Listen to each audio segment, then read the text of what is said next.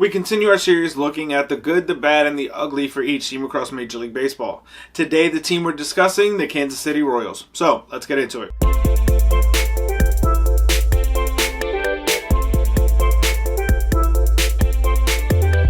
What's going on, baseball fans? Jeremy Laracuente here for the Baseball Banter Broadcast. And as we look at the good, the bad, and the ugly for the Royals, we begin with the good.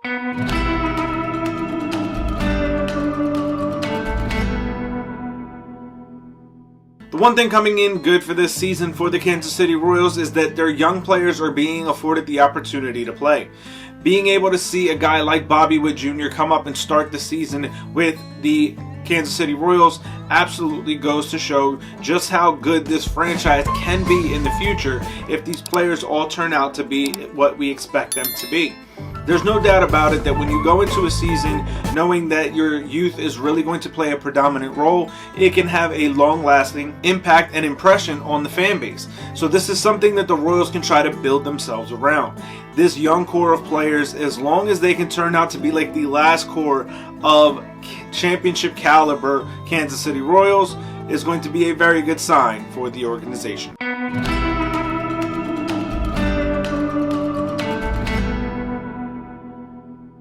Now, as we look at the bad, we have to look at the realization that these young players have not played up to their potential, and the Royals have found themselves struggling here in 2022. There's no doubt that every team goes through ebbs and flows in terms of the way the course of the season goes.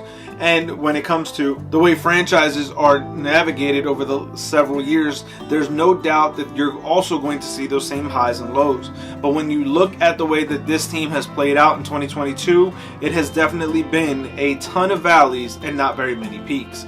So going into this 2022-2023 offseason, the Royals are really going to have to figure out what their plan of action is, because they don't win another season like 2022.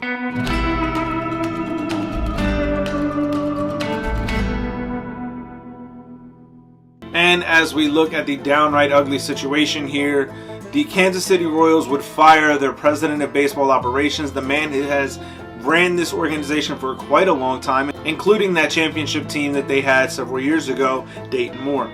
Without Dayton Moore at the helm, the Kansas City Royals are going to have to figure out what direction they're truly headed. This has been a rebuilding franchise since that championship team was disbanded back in 2016. But there's very little question that there's really no clear sign as to what way this organization is headed. So for the Kansas City Royals, figuring out who their next president of baseball operations and the helm, the forefront of their front office, being able to figure that out and figure out the direction of this team is going to be of the utmost importance as quickly as possible during this offseason. But I want to hear from you guys. Let me know your thoughts, your feelings on this down in the comment section below. Let me know your feelings, Royals fans, on the good, the bad, and the ugly for your franchise. Let me know these things down in the comments, or head over to Twitter and find me at banter_baseball to keep the conversation rolling. As always, keep it locked into the entire JLMG family with Wee Sibs, the Granny Geek Show, and of course here on the Baseball Banter Broadcast by hitting that subscribe button on all three channels. For sticking around to this point, head over to baseballbanterbroadcast.com. Use the promo code ROYALS to save 5% off your order. Keep it locked in all season long as we continue to look and round out this series here on the good, the bad, and the ugly, as well as the latest news, notes, and my personal thoughts, theories, and opinions on the game of Major League Baseball. Peace.